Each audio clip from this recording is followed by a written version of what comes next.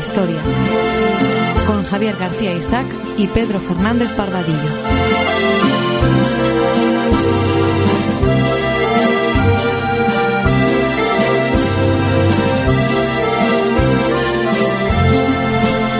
Saben ustedes que estamos en cita con la historia, cita con Pedro Fernández Barbadillo y hoy con un invitado muy especial que además es amigo y dirige y presenta varios programas aquí en esta casa. Pedro. Hola, muy buenas tardes, Javier y compañía. Pues encantado de estar aquí otra vez en otro programa, sudando con todos ustedes en estas fechas tan calurosas, tan complicadas. Sí, la verdad es que uno entiende por qué los franceses lo pasaron tan mal en Bailén en 1808, porque la batalla de Bailén se dio en estas fechas, el 17 o el 18 de julio, y entre otros motivos pues que contribuyeron a la victoria española, pues estaban los 40 y tantos graditos y la falta de agua que tenían los franceses. Estos se debieron de creer que el sur de España pues era una cosa de pues como Bretaña, fresquita y demás, y estaban muy equivocados. Bueno, la persona que nos acompaña, José Antonio Ruiz de la Hermosa. José Antonio, muy buenas tardes.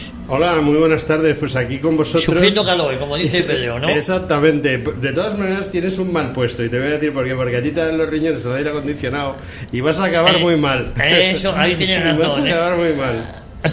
Bueno, ya que estamos hablando de temas militares, yo quisiera decir que José Antonio estuvo destinado como militar en el regimiento más antiguo del mundo. Pues sí, es el más antiguo del mundo. Se creó en mayo del año 1509 por Fernando II de Aragón y ya empieza como Fernando el Católico, que era Fernando II de Aragón. Se creó, curiosamente, en el mismo momento de su creación se inauguró la palabra tercios, porque resulta que Castilla tenía un ejército de tierra, Aragón tenía una armada pero no tenía ejército de tierra, y como no lo tenía, y un súbdito del rey de Aragón, Fernando II, un súbdito de él, el Papa de Roma, que era aragonés, pues le pidió ayuda a la invasión francesa, y el otro le dijo: no tengo ejército. Y pues me van a invadir los franceses. Y bueno, pues es fácil. Y entonces decidió que los hombres de armas que había en los barcos de la Real Armada Aragonesa bajasen a tierra y se constituyeran una unidad de tierra. Los hombres de armas eran 1 de cada 3 hombres de un barco, de un bajel aragonés, era un hombre de armas, un tercio, y entonces ese tercio fueron 5.000 y pico hombres que, pues ahí tenías 5.000 y pico soldados, pero ¿quién los mandaba? Pues capitanes de Castilla. Es curioso. Bueno, hoy, Pedro, ¿de qué vamos a hablar con nuestro amigo José Antonio Ruiz de la Hermosa? Vamos a hablar de las escuadrillas azules, que es la aportación española de voluntarios. Hay que insistir en esto, ahora que hay una teoría que dice que España fue participante en la Segunda Guerra Mundial. Además, no es así.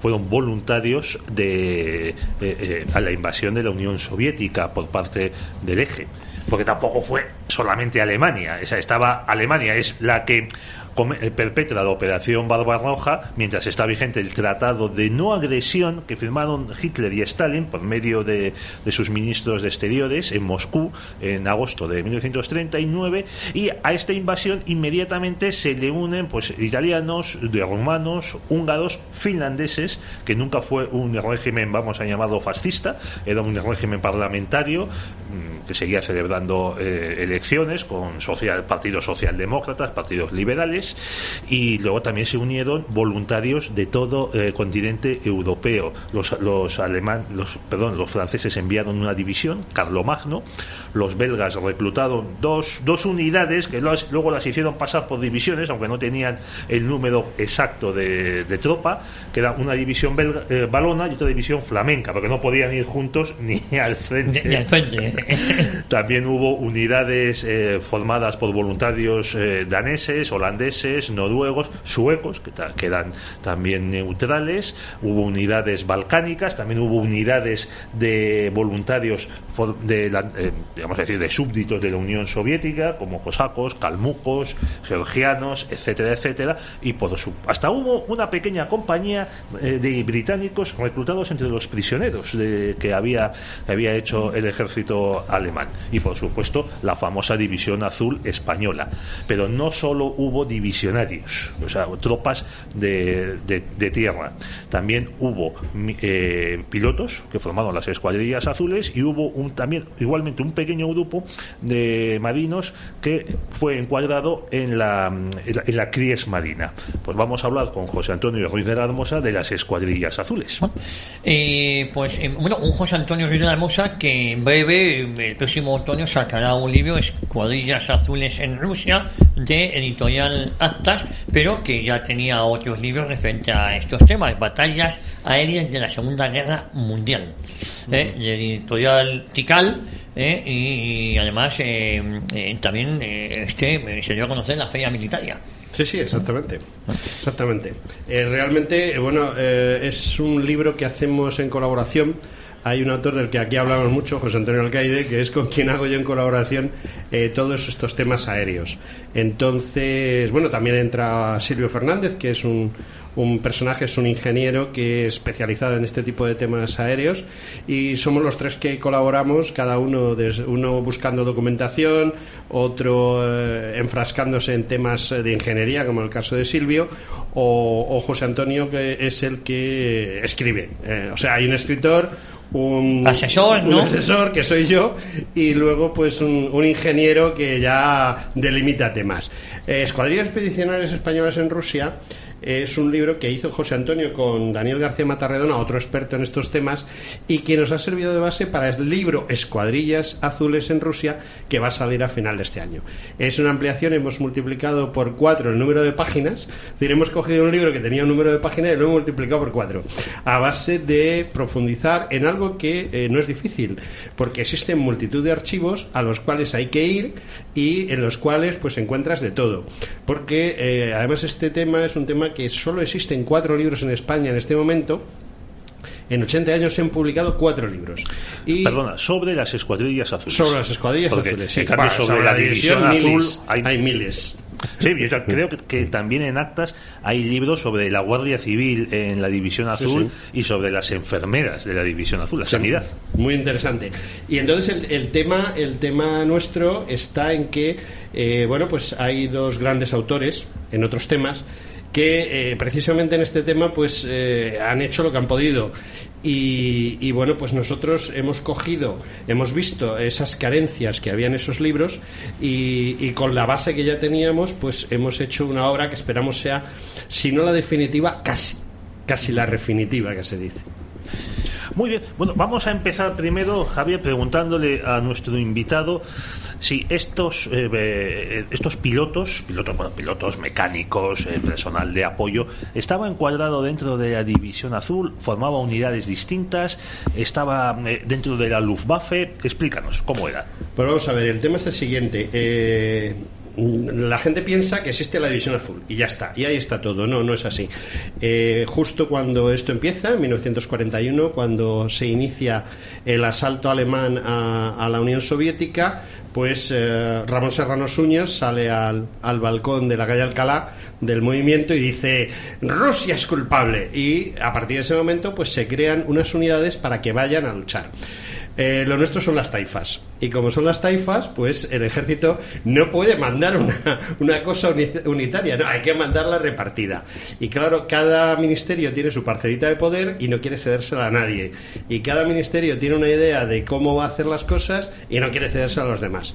Entonces, por ejemplo, pues el ejército de tierra quiere llevar la voz cantante, pero los marinos dicen que de eso ni hablar, y entonces ya surge esas taifas, y surge una división azul que es importante, la 250 División de Infantería, que se integra en la Wehrmacht, no en las Waffen-SS, como todas esas unidades que tú has mencionado, belgas, francesas, etcétera, que van a las Waffen-SS. No, esta se integra directamente dentro de la Wehrmacht, la 250 División de Infantería.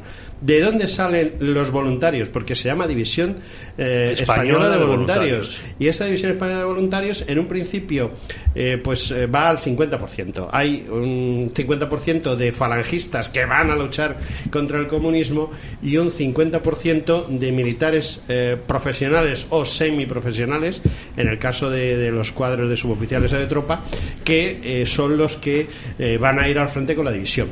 Solo hay un gran relevo, hay pequeños relevos parciales y un gran relevo, que es cuando también cesa a Muñoz Grandes y entra Esteban Infantes.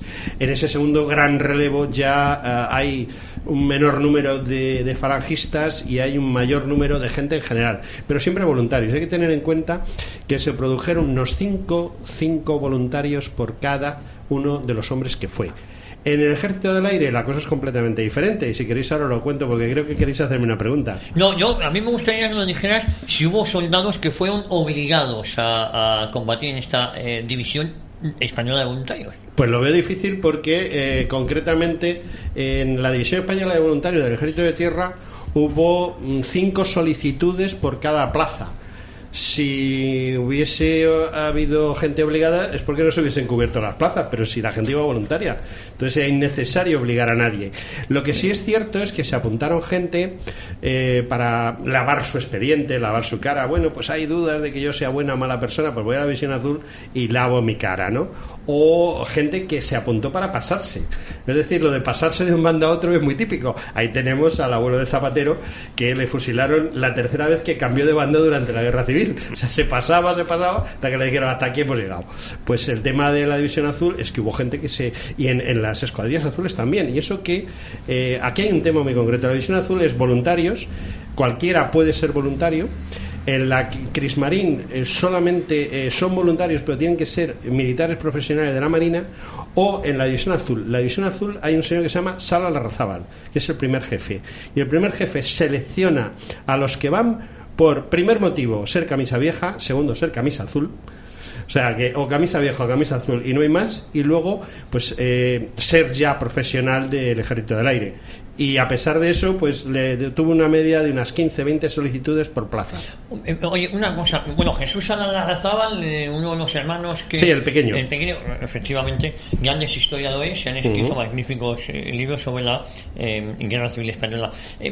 Muy rápidamente, ¿por qué las Waffen no se fueron integradas en las Waffen SS y sí en la Wehrmacht? Es pura curiosidad. Es pura curiosidad, pero es curioso porque realmente los alemanes piden unidades concretas para integrarlas en su ejército, aparte de que las Waffen SS todavía no se habían desarrollado. Las Waffen SS era un ejército del partido, o sea, el dueño de las Waffen SS eran el Partido Nacional Socialista, mientras que Franco pues era un hombre muy militar, digámoslo así.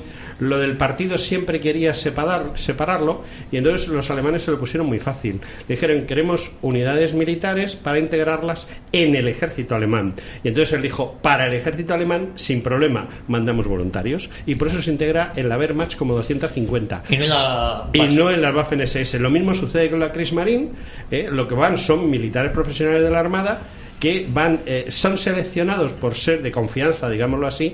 En la Marina Española el número de bajas causadas por las sacas republicanas fue brutal. O sea, prácticamente todos los oficiales que cayeron en zona republicana fueron asesinados, con lo cual los oficiales que se ofrecieron voluntarios procedían de los que no eran precisamente comunistas. Y bueno, en la escuadrilla azul eran básicamente camisas viejas o camisas azules, y no fue nadie más que no lo fuera. ¿Por qué tuvo fuerza aérea la División Azul? Por culpa de la Cóndor. Es curioso. De la Legión Cóndor. De la Legión Cóndor, sí. La Legión Cóndor es la base sobre la que se estructura la Luftwaffe posteriormente. Es decir, desde el momento en que accede al poder Adolfo Hitler, trata de organizar con Goering pues una fuerza aérea en consonancia con lo que él quiere hacer, que es conquistar Europa. Entonces, el sitio donde vienen los mejores de la Luftwaffe a entrenarse, a capacitarse, a ver cómo es una guerra de verdad para luego utilizarlo en el futuro, pues es la Legión Cóndor. Y entonces ahí vienen pues gente como Mölders. Mölders es el piloto de caza por excelencia del mundo mundial de cualquier guerra. Y entonces, ¿qué es lo que sucede? Todos los grandes de la Luftwaffe, los que van a ser los grandes de la Luftwaffe durante la Segunda Guerra Mundial, estuvieron aquí en la Cóndor. ¿Y qué sucede? Pues que yo no sé qué pasa, que los alemanes, en cuanto vienen aquí, acaban con lo de los vinitos, las tapitas y el llevarse bien con los españoles. ¿Qué sucede? Empieza la Segunda Guerra Mundial y la Luftwaffe dice, ojo, queremos que vengan españoles y que vengan exactamente a una escuadra aérea muy concreta, que es la que va a saltar Rusia por el centro del dispositivo, la que va a ir hacia Moscú. Y entonces los españoles salen de aquí, se van a Berneuchen, cerca de Berlín, 37 kilómetros de Berlín, y allí se instruyen para precisamente apoyar las acciones de conquista de Moscú que luego fracasan. Y de ahí pasan a otros frentes, por ejemplo el de Kursk, donde hacen cosas que luego en España no se pudieron hacer hasta 20 o 30 años después, pero curiosamente nunca, jamás estuvieron en relación con la División Azul. Para nada. Ni la Kriegsmarine tampoco. Es decir, son unidades distintas. Distintas. Cada una se integra en un ejército alemán distinto. Eso tiene que quedar claro. Sí, sí, sí. La cobertura aérea de la que disfrutaba la División Azul era la propia Luftwaffe. La Luftwaffe, el grupo de Luftwaffe que cubría Leningrado. Sí. Una curiosidad también, en la Legión Cóndor, a donde que decías que a España vinieron los mejores, vino entre otros el primo del conocidísimo Barbarrojo. Sí, que además fue uno de los responsables del bombardeo de Guernica. Es que Richthofen fue su jefe en Rusia. O sea, cuando ellos llegan a Rusia, a ellos los integran como la JG-51, se le llama la escuadrilla española. ¿Qué nombre tan poético? Poético. La SPAN JG-51.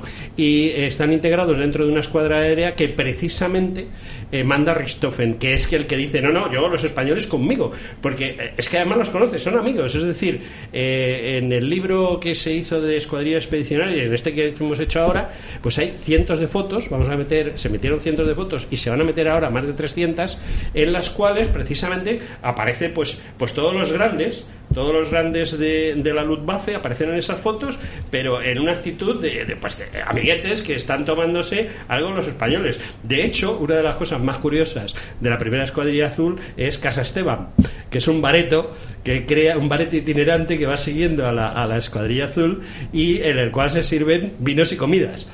Algo muy típico de la Segunda Guerra Mundial, creo, ¿no? Y que los alemanes disfrutaban, estaban locos por, venga, vamos a ir a pasar un día con los españoles y bueno, es que había una camaradería y amistad personal. Bueno, también supongo que Richthofen, con perdón, y los demás pilotos de la Legión Cóndor conocieron a los ases de la aviación española como el capitán Aya y García Morato, que murieron. Aya muere en el 38 en Teruel y García Morato muere pues unos pocos días más después de acabar la guerra, creo que en unas acrobacias. Sí. Bueno, muy bien. Algo he tirado yo. Bueno, vamos a ver, García Morato es el máximo as de caza español de todos los tiempos. O sea, nadie, ni siquiera Salas, que tuvo derribos, o sea, derribó aviones aquí y derribó aviones en Rusia, llegó a obtener el número que tuvo García Morato. García Morato era un ser singular. ¿Y qué es lo que pasa con los seres singulares? Pues los héroes tienen que morir jóvenes. Y es lo que pasó con García Morato. Termina la guerra civil, se va a hacer una exhibición aérea de recuerdo a esa guerra civil en la cual García Morato es el protagonista. Viene un agente de Alemania para rodarlo en un documental, un excepcional documental que iban a rodar sobre la Fuerza Aérea Española y sus victorias en la guerra civil, y entonces se van a Griñón y en Griñón se dedican a hacer ese documental. Entonces los directores piden más, hágame usted tal acrobacia, tal cosa, y claro, García Morato, que no tenía miedo a volar, pues llega un momento en que se pasa de vueltas y las máquinas dan lo que dan y los pilotos dan lo que dan, y cuando tú estás jugando con la muerte, tarde o temprano te dan cuentas. ¿Hay imágenes grabadas de la muerte de García Morato? Pues sí hay imágenes. Lo que pasa es que por motivos que yo desconozco no son accesibles. Hay imágenes de antes y de después, es decir, de antes de que pase el accidente y de después de que pase el accidente, pero las del accidente en concreto, aunque existen, o en su momento existieron, no sabemos si han sido destruidas, pues las grabaron los alemanes para ese documental. Nunca nadie las ha visto. Yo solo quiero mencionar que el nombre de Capitán Aya lo llevaba el aeropuerto de Bilbao, Sondica, durante unos años, ya en la democracia, y luego ya se lo acabaron quitando, como es de esperar. Vale, así, aquí España siempre olvidando a sus héroes, a sus ases, porque eran gente admirada también en el otro bando. Siempre se ha dicho que la última supervivencia del espíritu, llamémosle caballeresco, en las guerras ha sido el combate aéreo. Sí, realmente sí, lo cierto, pero eso desapareció precisamente en la Segunda Guerra Mundial y lo hicieron desaparecer los aliados. Es decir, los pilotos alemanes se caracterizan precisamente porque derribaban a los enemigos enemigo, pero una vez que el avión había sido tocado y el piloto soviético o aliado occidental saltaba en paracaídas, el piloto alemán se iba. Ignoraba el tema, él ya había hecho un derribo y le daba igual. Pero precisamente son los pilotos comunistas los que empiezan a ametrallar a los pilotos alemanes que saltan después de que haya sido derribado su avión, ¿no? Y eso también se transmite al bando occidental, sobre todo y curiosamente a los británicos. Es decir, los norteamericanos no son tan problemáticos en ese sentido. Otros que desde luego no fueron muy caballerescos fueron los franceses, sobre todo la escuadrilla Normandí. O sea, había una escuadrilla española en Rusia, pero había una escuadrilla francesa, la Normandí, que iba en el lado de los comunistas y que se caracterizaba porque procuraba matar a los pilotos una vez que estos saltaban en paracaídas. Oye, ¿cuál fue la aportación, hemos hablado ya de Rusia, en este caso de la Unión Soviética, a la guerra civil en el aire, a la guerra civil española? Muy importante. Vamos a ver. Y sobre todo, fíjate, hay una cosa que me interesa mucho, que esa tan disputada en calidad de unos aviones y de otros. Se decía que eran mejor los Boscas soviéticos frente a los Junker alemanes, o había una disparidad, sobre todo con los primeros modelos, no hablo de los modelos posteriores. Vamos a ver, el tema del material procedente de terceros países en la Guerra Civil Española es muy importante, porque hay dos países que se lo toman en serio, bueno, más bien tres países que se lo toman en serio y tratan de aprovechar la Guerra Civil Española como banco de pruebas para sus aviones. La Unión Soviética, Alemania e Italia. Ellos hubiesen mandado los aviones gratis, que no lo hicieron, sobre todo Rusia se los cobró bien, y bueno, pues la idea es aprender. Es decir, el éxito del T-34, que es un carro de combate, es gracias a las experiencias que tuvo el T-26 en los frentes de España. Y con los aviones pasa lo mismo. Es decir, los soviéticos descubren que el biplano está desfasado y hay que pasar a un avión de un solo plano de alerón. ¿Por qué? Pues por algo tan sencillo como que se lo demuestra la acción en España. Es decir, los alemanes, los primeros Messerschmitt 109 son 3 y se mandan a España. Se mandan aquí a España, se ve lo que dan de sí y de ahí se aprende. Y de eso que se aprende es de donde sale luego el Messerschmitt 109E, el D, el E, todos los posteriores, que son los que van a triunfar en Rusia. El modelo G lleva una serie de cosas que se aprendieron en España y que luego son utilizadas en Rusia, precisamente porque en España había pasado mucho frío. Ese frío ayudó a comprender una serie de circunstancias respecto al motor y a los aceites que debería llevar, y eso evolucionó de tal manera que cuando en el año 42-43 empiezan a tener problemas es cuando el 109G se pone en marcha. Y con los rusos pasa lo mismo. Los rusos traen aquí unos aviones bastante buenos, pero que aquí se mejoran. Y de hecho, no solo se mejoran, sino que se eliminan. Hay aviones que se habían producido en gran cantidad y que se utilizaron al principio de la Segunda Guerra Mundial por Rusia, porque los tenían y no podían deshacerse de ellos, y de hecho servían para ir seleccionando buenos pilotos para más adelante. El LAG-1, el LAG-3 son buenos ejemplos de eso. De ahí surge el LAG-5 de las experiencias en España. El mejor avión soviético es el LAG-5 con diferencia. ¿Qué tal los Savoia italianos?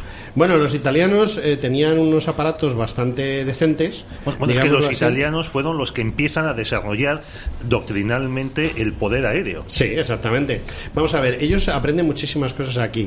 La Cóndor era muy pequeñita, sin embargo, el CTV, el Cuerpo de Tropas Voluntario Italiano, era mucho más grande que los alemanes que vinieron a España. Y ellos aprendieron cosas muy interesantes, sobre todo en el campo aéreo. Y es que hasta ese momento la cosa era que había una emergencia aérea porque te atacaban, pues salían todos los aviones despendolados a combatir al enemigo. Había que hacer un bombardeo, pues pues que vaya un avión o que vayan 13. No había una doctrina. La doctrina surge precisamente en la Guerra Civil Española porque es la primera guerra moderna en la cual ya hay tanto aviones como carros de combate pero estructurado. Entonces se aprenden cosas como, por ejemplo, lo que van a hacer los españoles en el ataque a Moscú, que es el apoyo táctico a las unidades acorazadas. Es decir, los españoles creen que van a ir de caza, los de la Luftwaffe también, pero en el último momento deciden que, como los españoles están más acostumbrados a utilizar el Angelito, el HS-123 de ataque al suelo, pues aunque son buenos pilotos de caza, son mejores como vuelo táctico, y entonces Salas y su gente van allí a hacer apoyo táctico a la famosa 7ª división acorazada alemana, la que mandó Rommel para conquistar Francia. Pues esa división es la que trata de conquistar Moscú por el norte, y llegan hasta Kalinin nada más, y hasta Kalinin llegan los españoles apoyándolos, y ahí es donde surge la doctrina de apoyo táctico de un avión a un carro de combate para que el carro de combate avance.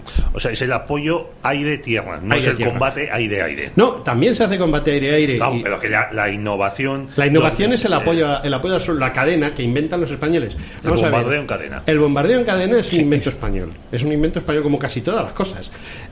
Por desgracia, nosotros las inventamos, las aprovechan los demás. O sea, hasta una cosa tan tonta como el Rokiski, esas alas que llevan todos los pilotos, todos los mecánicos y todos los que tienen algo que ver con el aire en 278 países del mundo, lo inventó la Chata.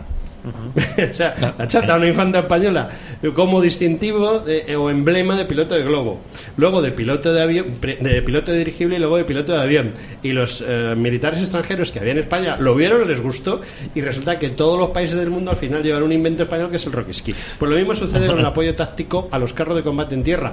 Lo inventan los españoles, lo desarrollan los españoles, lo copian los italianos, y quien lo convierte en una maravilla son los chicos de la Luftwaffe y de las unidades acorazadas Panzer. Javier, déjame añadir algo sobre lo que ha mencionado José Antonio de las alas como insignia de la aviación. Claro, tú no sé si has leído las memorias de tu querido Frederick Forsyth. Sí. Él cuenta que se hizo piloto de la Royal Air Force, y dijo que cuenta en esas memorias que para él uno de los mayores momentos de satisfacción en su vida fue cuando le clavaron la insignia alada de piloto, diciendo, porque es que además esto es algo que te has ganado tú solo, que has hecho frente por tu cuenta, tú y la máquina, cumpliendo instrucciones sin nadie que te apoyase, y demás, y que es un momento de grandísima satisfacción. Por cierto, unas memorias un pelín decepcionantes, ¿eh? ¿Ah, sí? ¿No te gusta? Claro. Bueno, es una vida muy interesante, pero no... Bueno, los espías, porque Forsyth fue espía, nunca cuentan todo lo que saben. Sí, no lo sería. De todas maneras, a mí me gustan mucho esas memorias, porque tienen unas páginas dedicadas a la BBC demoledoras. O sea, ya la BBC en los años 60 era una emisora de televisión que respondía a intereses particulares, tanto progres como del establishment británico. Cuando aquí los catetos con título universitario español siguen pensando que la BBC es el Santa Santorum de la... Que está muy bien, pero uno piensa que va a ser una de sus novelas, y claro, eso no lo cuenta. Eso no lo cuenta. Bueno, volvamos a las escuadrillas azules, José Antonio. Entonces, vamos a ver, el ejército de tierra y el gobierno español, el ministro del ejército era Varela, pues organizan los banderines de enganche inmediatamente que se produce la invasión. Creo que es al día siguiente o los 2 días empieza. 48 horas después estaban funcionando, sí. Eso es. Y además, por ejemplo, yo no sé si eso se habrá hecho, supongo que sí, porque como decíamos, hay tantísima bibliografía sobre la División Azul que seguro que lo encontramos. Y sería muy interesante saber, Javier, cuánta gente se apuntó en los banderines de enganche de Bilbao, de San Sebastián, de Barcelona, de Tarragona, de Lérida. Barcelona fue precisamente uno de los sitios donde más gente se enganchó, igual que la Legión. Ten en cuenta que la primitiva Legión española tenía pues aproximadamente un 30% de catalanes. Muy bien. Cosa curiosa. Sí, aquí todo hay que saberlo. Seguro que de eso no habla el Instituto Nova Historia. Estos que dicen que Santa Teresa, Miguel de Cervantes... Todos eran catalanes. Los pilotos eran catalanes. Los pilotos de las escuadrillas azules, prácticamente 1 de cada 3 o era catalán o era vasco. Empezando por Salas. Bueno, entonces tenemos que el ministro del aire era Juan Vigón. Juan Vigón, que había sido antes Yagüe. O sea, pero Yagüe es cesado en muy el poquito 40. Antes. Sí, pero realmente Yagüe, aunque es cesado en el 40, como tú bien dices, es el que crea la impronta del Ministerio del Aire. Vigón lo único que hace es continuar la línea de Yagüe, suavizándola, porque Yagüe, eso de ser número 1 de los militares de la Falange, es que imprimía demasiado carácter. No, es que Vigón era un grandísimo organizador. Sí. Era, no tuvo el cargo de jefe de Estado Mayor de Franco durante la guerra. Sí, algo de esto. Él se ocupó del Estado Mayor. Lo que no recuerdo es si fue jefe del Estado Mayor, pero luego estaba en el Estado Era el Mayor. que hacía los papeles. Sí, para el que hacía los papeles. Sí, era de los papeles. Sí. El gestor. El gestor. Bueno, pero que es imprescindible en todo ejército. El Estado Mayor es imprescindible. Hombre, a pesar del Estado Mayor ganamos la guerra. Bien, entonces, ¿qué hace Vigón para seleccionar a estos pilotos? Bueno, Vigón lo que hace es que él tiene muy claro, él sigue la impronta de Yagüe más suavemente, porque Yagüe era quizá un falangista vehemente. Tenía el carnet número 1 de la falange militar. O sea, con eso se dice todo. O sea, era un soldado político. Era un político soldado. Yagüe era un político soldado. Vigón no, Vigón es un soldado político. O sea, es decir, Vigón también era falangista, pero más suave. O sea, más suave. Entonces Vigón, que es un hombre del ejército de tierra, entiende que si se va a seleccionar una unidad aérea, lo que tiene que hacer es buscar a un buen gestor aéreo, a un buen oficial de Estado Mayor, que no existe esa categoría, pero de momento, y entonces él pone en marcha lo siguiente: decide que un piloto indiscutiblemente falangista y que sea un buen gestor y un buen organizador, y lo ha demostrado durante la guerra civil, sea el que lo haga, y entonces nombra a Salas Larrazábal al mayor de los 3 hermanos, y como ayudante al segundo de los Salas Larrazábal. Es decir, esto casi es un cortijo, pero un buen cortijo, porque sirve para que algo funcione. Y entonces Salas dice: vamos a ver, todo aquel que quiera ir tiene que pertenecer ya a la Fuerza Aérea Española, y entonces todo aquel que quiera ir tiene que rellenar hacer una especie de memorándum o una hoja de servicio de lo que es. Y todo aquel que no fuese falangista no iba, ya de entrada. Y dentro de los falangistas, el que no fuese camisa vieja, pues ya lo tenía difícil. Eso en la primera escuadrilla. Ya en la última prácticamente no hay camisas viejas, son todos. Pero de todas maneras hay una foto muy graciosa del comandante Murcia con un comandante alemán, que yo siempre la pongo de ejemplo. La enseño y digo: en esta foto, ¿quién es alemán y quién es español? Y todo el mundo dice que el alemán es el comandante Murcia y el alemán es el español. Y la única manera de diferenciarlos es porque Murcia llevaba la camisa azul, en vez de llevar camisa blanca con el uniforme, lleva camisa azul. Y dices: no, el español tiene que ser el de la camisa azul, no puede ser el de la camisa blanca. Oye, por cierto, todos eran voluntarios. Lo que pasa es que sí. Pero dentro de esos voluntarios se seleccionaba lo que tú has comentado. Sí, pero se les seleccionaba una serie de cosas básicas. Primero, que fuese falangista, para que fuese total de absoluta confianza de Salas, que era tan falangista más como Yagüe. Eso, punto número 1. Pero punto número 2, tenía que ser un figura. Es decir, los primeros pilotos que van en la primera escuadrilla que dirige Salas y que su segundo es Muñoz, tenemos ahí en teoría son todos cazadores, no son tácticos, pero son casi todos cazadores, y son los que tienen más derribos en la guerra civil. Es decir, el listado es fácil. ¿Tú cuántos has derribado? 10. ¿Tú 20? Vale, pues el de 20 va primero. Es decir, seleccionaron a los mejores. Con los mecánicos pasó lo mismo. O sea, es decir, la selección se hizo a partir de los méritos técnicos y políticos de los que fueron. ¿Cuántas personas fueron? Bueno, había una plantilla, digamos, estándar, pero nunca fue exacta. En total debieron de ir debieron de ir porque es que hay gente que figura que fue y luego no fue, o al revés. Aproximadamente unos 715 personas en total. En cada escuadrilla iban en teoría 19 pilotos para que hubiese 3 patrullas. Iban 19 pilotos. ¿Por qué? Porque uno de los pilotos en teoría no iba a pilotar, que era el comandante jefe, era un comandante inspector. Eso se instituye a partir de la segunda. En la primera no estaba muy claro, y entonces Salas volaba exactamente igual que los demás. En las demás también. O sea, por ejemplo, pues cualquiera de los jefes de escuadrilla tuvo casi tantos derribos como cualquier otro. Entonces iba un piloto jefe, que era un comandante, luego varios capitanes, varios tenientes y varios alféreces. Preferiblemente, ya digo, gente que ya tenía derribos en su haber. O sea, gente nueva. Fue casi al final algún alférez recién salido de la academia. Pero no, o sea, eran Ya te digo, 19 pilotos por tanda. De todas maneras, luego fueron más pilotos porque, por ejemplo, la cuarta escuadrilla sufrió un 50% de bajas entre los pilotos, que es impresionante. Pero es que la batalla de Kursk, no la batalla de Kursk directamente, porque ellos tuvieron muchas más bajas alrededor, es decir, cubriendo el antes y el después de la batalla de Kursk que la propia batalla. Entonces, con un 50% de bajas significaba que tenías que mandar más gente, con lo cual no fueron 19 por escuadrilla, sino 19 más las sustituciones de los muertos y desaparecidos. José Antonio, los aviones que pilotaban, supongo que serían alemanes, ¿los pilotos españoles estaban familiarizados con ellos o tuvieron un periodo de adiestramiento? Vamos a ver, la mayoría de los pilotos españoles que fueron para allá procedían de los Chirris, aviones italianos, procedían de los Angelitos, es decir, de los aviones de apoyo táctico al suelo, y excepto Salas, Muñoz, incluso ni Muñoz, la mayoría de ellos no habían visto los Messerschmitt nada más que aparcados en el aeropuerto donde estuvieran. A España vinieron solo 3 Messerschmitt para la guerra civil, que para probarlos. Los manejaron gente de la Cóndor. Ocasionalmente, por ejemplo, Salas, pues se le dejó pilotarlos y tal.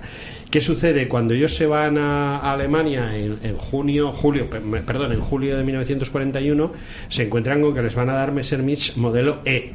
El que había venido a España era el modelo A, o sea, ya había sustanciales diferencias. Es decir, que no los conocían. No los conocían de, pues... Sí, vamos. Bueno, eran gente muy instruida, o sea... Sí, pero que no habían volado, no tenían horas de vuelo con eso. ellos, excepto Salas. Salas era el único que había volado en un avión de estos. Entonces, ellos fueron a Berneuchen, que es en la escuela de pilotos de caza número 1. Curiosamente, para luego hacer vuelo táctico, los llevan a la escuela de pilotos de caza. Y entonces, pues, están allí un par de meses y, bueno, pues les empiezan con las Booker, una chorrada porque eran todos pilotos que llevaban un montón de victorias a sus espaldas y bueno, pues les enseñan a volar sistema alemán y entonces van pasando de avión, pasan por 4 aviones diferentes hasta que llegan al Messerschmitt E, que ya no es avión de primera línea. Ellos les ponen en primera línea con un avión de segunda mano. Es decir, los españoles jamás estrenaron un avión. Todos los aviones que les dieron a los españoles para volar los alemanes eran siempre de segunda mano y no siempre muy buenos. ¿Este adiestramiento cuánto tiempo les llevó? Depende. Todas las escuadrillas no son iguales. Por ejemplo, la primera escuadrilla va a Berneuchen, pero la última pues se queda en San Juan de Ángeles, que está aquí en Francia. El periodo de instrucción, primero hacen un periodo de instrucción y adaptación con una serie de material que hay en España, aprenden de temas tácticos, idiomas, una idea general del funcionamiento de la Luftwaffe, pero lo que es pilotar un avión escasamente mes y medio, tampoco les hace falta, son pilotos experimentados, lo único que tienen que hacer es acostumbrarse a un avión diferente. Y después de las escuelas son asignados pues a la JG 51, SPAM. Y entonces, ¿esta de quién dependía? Normalmente depende del escuadrón central de aéreo de caza que hay en Rusia. Tiene varios y diferentes nombres porque van cambiando. Hay que tener en cuenta que después del asalto a Moscú se produce una debacle en el número de pilotos y en el número de aviones que tiene la Luftwaffe y tienen que hacer una readaptación brutal, con lo cual ellos al principio fueron a ese grupo central de aviación de caza que ataca Moscú y que mandaba Richthofen, mientras que luego a partir de ahí pues pasan a otro grupo de caza que también está en el grupo de ejércitos centro, la segunda escuadrilla, que manda von Grain. Hay muchas variaciones, pero básicamente están en lo que es la élite de la caza alemana de la Luftwaffe, que es la que se mueve en el sector centro de la Unión Soviética. O sea, y el sector centro, como hemos dicho antes, es el que tiene como objetivo Moscú. Sí. ¿Los españoles llegan a sobrevolar y a atacar Moscú? Porque es uno de los mitos que implantó Stalin, las mentiras, que implantó Stalin en la posguerra, y es que los alemanes jamás habían bombardeado Moscú, aunque hubo de hecho bombardeos y hubo edificios tocados y embudos de bombas. Pero claro, Stalin no podía consentir que se dijese que los alemanes habían llegado a su capital, porque claro, había sido pillado por sorpresa en el ataque del 22 de junio del 41. Ahora, curiosamente, Javier, la versión oficial que están dando los ultraizquierdistas admiradores de la Unión Soviética es esto, que gracias a la URSS se venció a la bestia nazi de Hitler, que es verdad, pero tampoco es toda la verdad. No es toda la verdad. Ni mucho menos. Y otra de las versiones que están dando, que es la actualización de todas las consignas propagandísticas de los años 40 y 50. Es que Stalin, con gran inteligencia, firma el pacto de no agresión con Hitler para ganar tiempo. Ganar 2 años, casi 2 años, porque se firma a finales de agosto del 39. Bueno, en ese pacto, claro, Stalin y Hitler se reparten en Europa Oriental.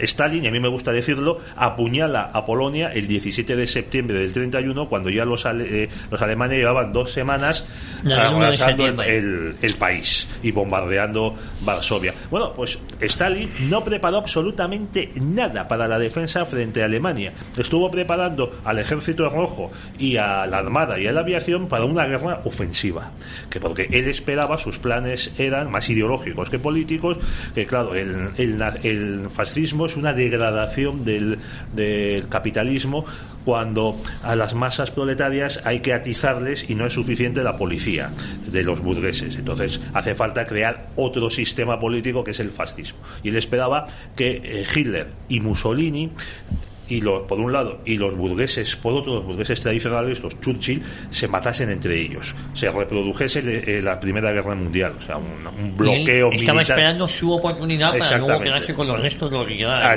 Bueno, es que ya lo intentó en los años 20, claro, con la época de Lenin, cuando mandaba Lenin, cuando intentaron Lenin y sus camaradas que el Ejército Rojo penetrase en Centro Europa y llegase a Berlín allá por el año 1920. Lo que pasa es que los polacos de Pilsudski los pararon en Varsovia. Pero bueno, Stalin siempre se quedó ahí con las ganas de repetir la operación. Y entonces, cuando se produce el ataque alemán, a Stalin le pilla dormido, literalmente. Sí. Oye, de todas formas, esa nueva historiografía o esa nueva propaganda, nueva no, porque es antigua, en los años 40, que ha vuelto a resucitar la extrema izquierda para vendernos esta historia, claro, tampoco casa si lo aplicamos en el caso español, porque en el caso español decían, hay que alargar la guerra al máximo posible porque Rusia acabará echándonos una mano si existe la Segunda Guerra Mundial, ¿no? Claro, entonces no casa, o te quedas con una versión o te quedas con la otra, no sé si me entiendes. Perfectamente, claro. Además, como dices, lo único que tiene de nuevo es que se hace por Twitter. Claro, pero digo, es que lo mismo que dicen esto, dicen, no, hay que alargar la guerra porque luego la Unión Soviética nos va a salvar a nosotros. Oye, si habían hecho un pacto para ganar tiempo, no os va a salvar a vosotros. Sí, Negrín y compañía se habrían quedado con un palmo de narices. Eso es, porque efectivamente en el ánimo de Stalin, una vez que ya la guerra estaba prácticamente perdida y una vez firmado ese pacto con Hitler, no creo que estuviese en invadir España ya en el año 39. Pues no. Bueno, entonces llegamos a esta situación en la que te preguntaba. Exactamente, Moscú, la intervención española en Moscú. Bueno, vamos a ver, los españoles sobrevolaron Moscú. No lo atacaron porque en ningún momento las fuerzas alemanas pretendieron bombardear Moscú. Tácticamente no era un objetivo. Podría haber sido un objetivo político, pero estratégica y tácticamente no servía para nada. Y andaban ya muy justos. Cuando ellos llegan allí es como la ola que llega al final de la playa, que ya no tiene casi fuerza. Entonces tenían que aprovechar todas y cada una, digamos así, de las bombas que tenían. Ellos, por ejemplo, actúan sobre Klin. Klin es una ciudad que está al norte de Moscú, pero vamos, a 40-50 kilómetros. Dimitrov, que está por detrás de Moscú. O sea, si cogemos el globo terráqueo, miramos los paralelos, Dimitrov está por detrás de Moscú en paralelo. Entonces, hacia los Urales. Entonces los españoles, pues, cuando van, por ejemplo, desde el aeródromo de Ruza a otro aeródromo, usaban aeródromo de Ruza y aeródromo de Klin en el último momento, en el final de mes de noviembre, principio de diciembre, que es cuando se produce ese intento de ataque a Moscú, pues tienen que cruzar sobre Moscú. Es que tienen que pasar por encima casi. Entonces, bueno, pues el casi lo convierten en pasamos por encima. Y de hecho ellos pasan por encima de Moscú y la verdad es que en ese momento, si bien los soviéticos tenían ya la capacidad táctica de luchar contra la Wehrmacht, todavía había una superioridad aérea de la Luftwaffe. Y esa superioridad aérea se traduce en que ellos pasan por encima de Moscú, pero no bombardean Moscú. ¿Para qué? No es estratégicamente necesario. Ellos van a atacar a los carros de combate soviéticos, que es lo que les preocupa. No, además, Moscú, como todas las ciudades soviéticas, es enorme, muy extensa. No sirve para nada, ¿no? Exactamente. Es como creo que Stalingrado, pues, que es una ciudad que está a lo largo de la ribera del Volga, pues tenía una longitud de no sé si de 40 o 50 kilómetros. Sí. Y ahí se empeñan los alemanes, sobre todo Hitler, en quedarse dentro de la ciudad, cuando en mi opinión lo más inteligente habría sido superarla. Sí, bueno, hay dos errores estratégico-tácticos, porque hay las dos cosas, que una es Stalingrado y otra es Kursk. Kursk, el 90% del ejército alemán se emplea en una batalla que no vas a ganar. Es decir, tú lo que no puedes hacer es atacar un sistema de atrincheramiento. Lo rodeas, le cortas por detrás y lo dejas convertido en una bolsa, que es lo que hicieron con Vyazma, con Briansk y con todos los sitios que fueron cogiendo antes de llegar a Moscú. Lo que pasa es que, bueno, el ejército alemán, normalmente el ataque de un ejército a otro es 3-1, no 1-3, que es lo que estaban haciendo los alemanes. O sea, los alemanes atacaban 1 contra 3 soviéticos, cuando cualquier teoría militar dice que hay que atacar 3-1. Bueno, luego en el 42 hubo un plan elaborado por Hitler de rodear Moscú, pero tampoco se aplicó, creo que en este caso por insistencia era inviable. No había medios. El Estado Mayor. Faltaban medios, no había medios. Vale. Bien, entonces, batalla de Moscú, los españoles sobrevuelan la capital y claro, viene un invierno de narices, que es ahí donde se para. 40, 50 grados bajo cero, una tontería. Yo estaba a 30, ¿eh? Y entonces, ¿qué le pasa a las escuadrillas azules? Las escuadrillas azules llegan primero, tienen un gran agotamiento en cuanto a lo que es su acción, básicamente porque empiezan a tener problemas con el material. Los aviones del modelo E, que el Messerschmitt Bf 109 modelo E, es un avión que no está muy bien preparado para el frío. Entonces, cuando tú te metes en 40 a 50 grados, pues bajo cero estamos hablando, pues es que la grasa del propio motor se congela. Entonces, lo que les pasó a los tanques. Claro. Entonces el problema está en que no dan más de sí y los aviones no vuelan. Entonces llega un momento en que es que sus aviones no vuelan simplemente por la temperatura, porque está nevando, porque hay niebla, y entonces la Luftwaffe pierde esa superioridad aérea. Pueden maniobrar la superioridad táctica que tienen los carros de combate, y los carros de combate rusos, entre los carros de combate soviéticos y los españoles de Klin, hay los españoles de Klin. O sea, ellos están en una base que está muy cerquita de Moscú y que nada les protege del avance soviético. Entonces, al final ellos tienen que defenderse fusil en mano. O sea, la última acción de la primera escuadrilla, la de 1941, es fusil en mano, defenderse contra el asalto de las tropas siberianas, lo de siberianas entre comillas, y los carros soviéticos. O sea, el hundimiento del frente alemán en diciembre del 41 llevó a que hubiese tal debacle, sí, que las bases aéreas, que siempre están a unos cuantos kilómetros de la línea del frente, tuviesen que ser defendidas por el propio personal de la base, fusil en mano, contra las tropas del enemigo. Sí, de hecho, la base de Klin estaba, como tú bien dices, pues a 30 o 40 kilómetros del frente. Pero como no podían volar, los carros no se podían mover por el problema del frío, etcétera, pero eso los soviéticos lo llevaban muy bien, o sea, no tenían problema con la temperatura, tenían problema también, pero mucho menos. Pues los soviéticos consiguen ir avanzando y se plantan en Klin en los primeros días de diciembre, es decir, la patrona de aérea es el día 9, no, la Inmaculada es el 8. El día 9, que es la patrona del aire. Entonces, esos días ellos están combatiendo en Klin. La base de Klin no tiene ningún tipo de cañón, excepto los antiaéreos, que los utilizan los como 88. cañón 88 y de 20 milímetros también. Y bueno, ellos se reparten. Hay un jefe alemán en la base, el León de Klin, luego le llamarían, y el León de Klin reparte. Hay 3 escuadrillas en la base, una de caza alemana, una de apoyo táctico al suelo alemán y la española. Y entonces reparte la base en 3 zonas y ustedes se atrincheran ahí, ustedes ahí y ustedes ahí, y atrincherarse y aguantar el tirón, que es lo que hay. Sí me gustaría, además de estas batallas, ¿qué gestas? ¿Qué importancia tuvo? Porque como decía Pedro al principio, claro, solo 7 700, no llegamos a 800 hombres, pero en cambio sí dejaron una impronta en un ejército tan inmenso como era el alemán, ¿no? ¿A qué se debe de que solo, igual que la División Azul en su conjunto, ¿no? Como en comparación con el resto de todo el ejército pudieron dejar esa impronta? Porque, vamos, de la División Azul se ha escrito, pero también de la Escuadrilla Azul, ¿no? Sí, de la Escuadrilla muy poquito. Ya te digo, hasta ahora se han publicado 4 libros, 2 de ellos tienen un problema muy grave. El otro es una copia de los anteriores y luego otro diferente. Y luego el tuyo, que es el bueno. Y luego el nuestro no es que sea el bueno, es que vamos a ver. Además lo digo sin mentir, lo digo porque es verdad. No, pero vamos a ver, hay un problema muy grave en estos libros, y es que todo el mundo utiliza a Salas como referente. Es decir, Salas cuando vuelve a España, Ángel Salas Larrazábal, comandante en ese momento, vuelve a España, luego asciende a teniente coronel según llega aquí y es nombrado precisamente el agregado militar en Berlín, y vuelve a Berlín, pero ya como agregado militar. Y bueno, pues Salas escribe una serie de artículos. El problema de Salas, que es sobre el que se han basado los otros 2 libros, nosotros hemos pasado de ese tema, es el siguiente: son los nombres. Los nombres rusos son difíciles.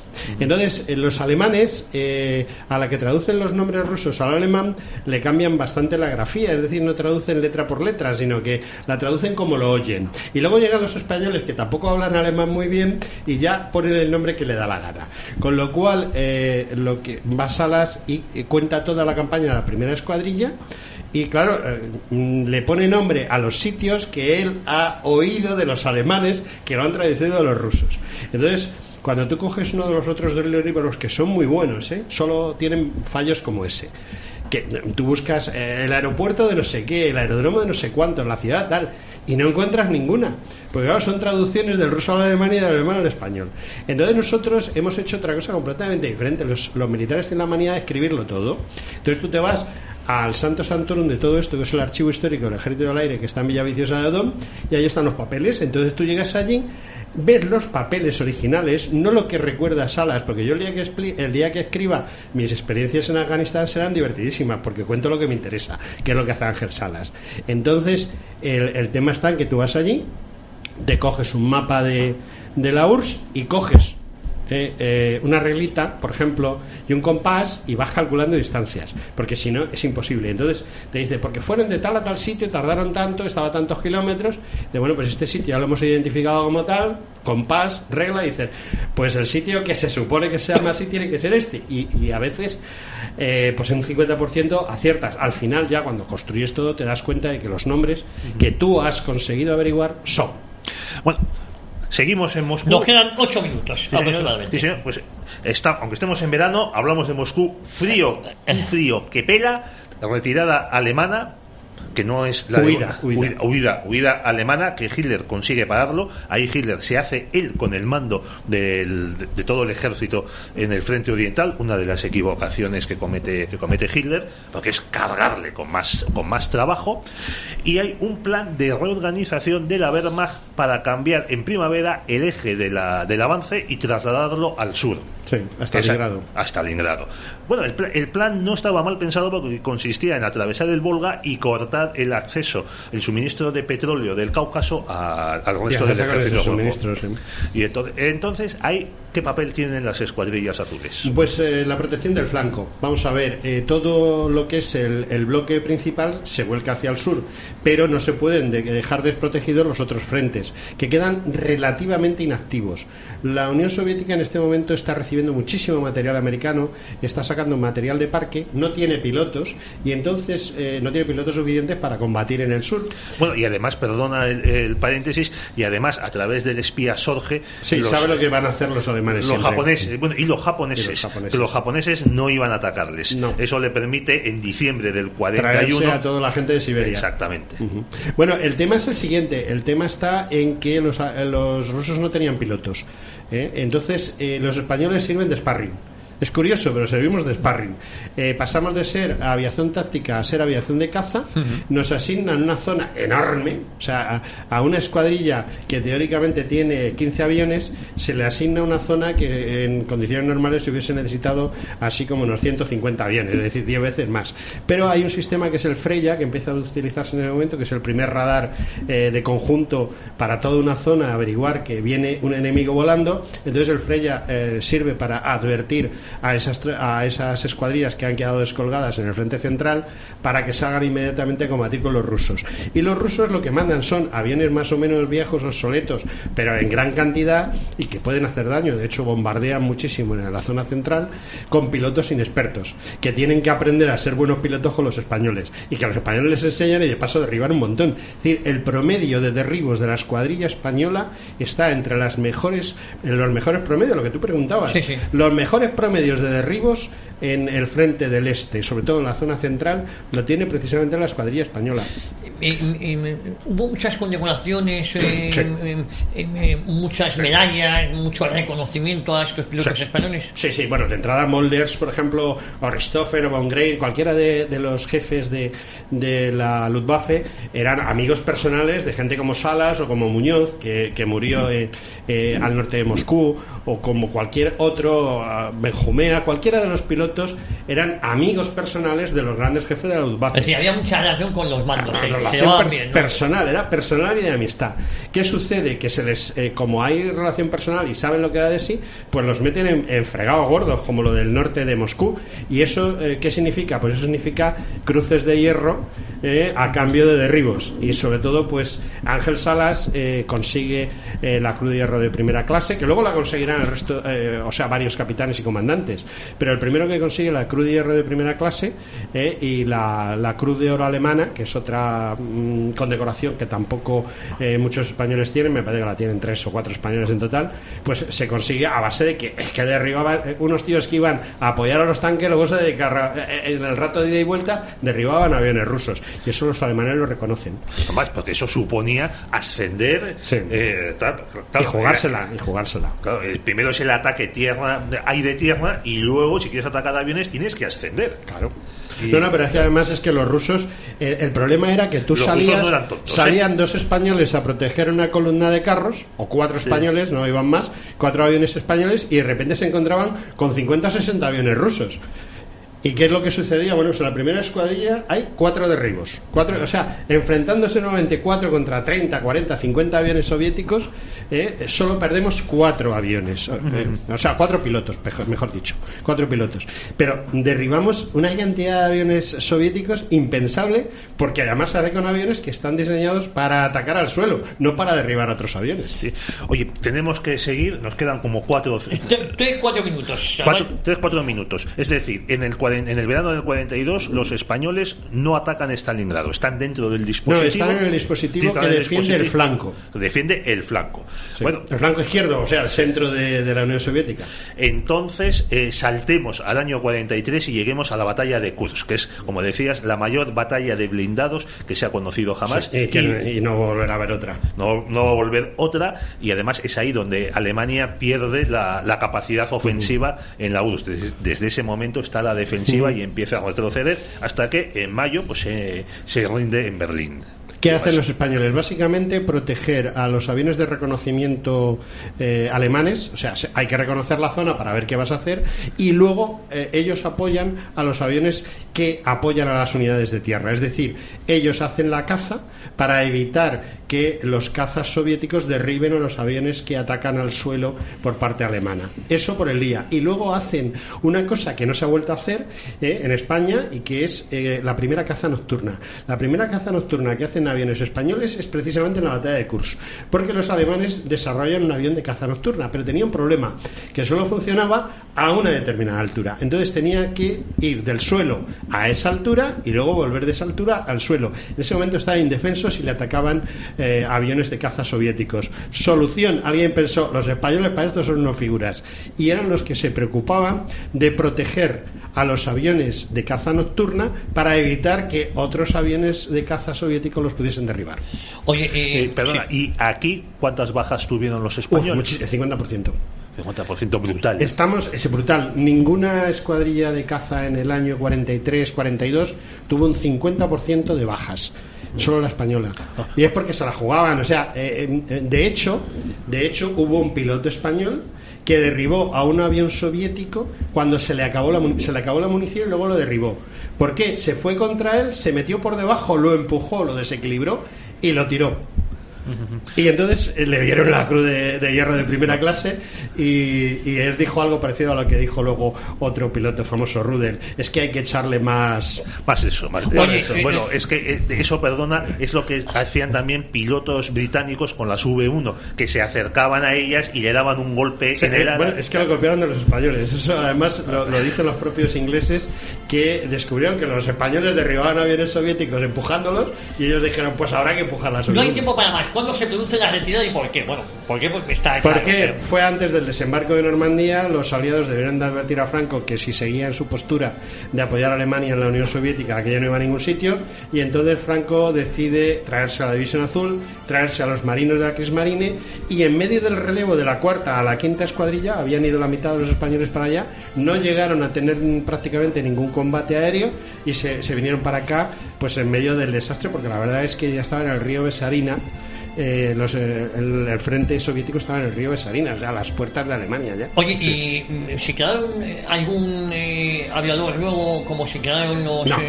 Los aviadores, gente muy disciplinada, volvieron todos. Bueno, se quedaron los que fueron hechos prisioneros o desaparecieron y luego nunca aparecieron. Sabemos que hubo un piloto que lo cogieron prisionero y cambió su identidad. No hay tiempo para más, José Antonio Ruiz de la Cosa. Ha sido un placer tenerte aquí en este programa tan entretenido que se ha pasado volando. Oye, desde luego, ¿cuándo hemos aprendido con José Antonio? Volvemos la próxima semana aquí a Cita con la Historia en Radio Ya.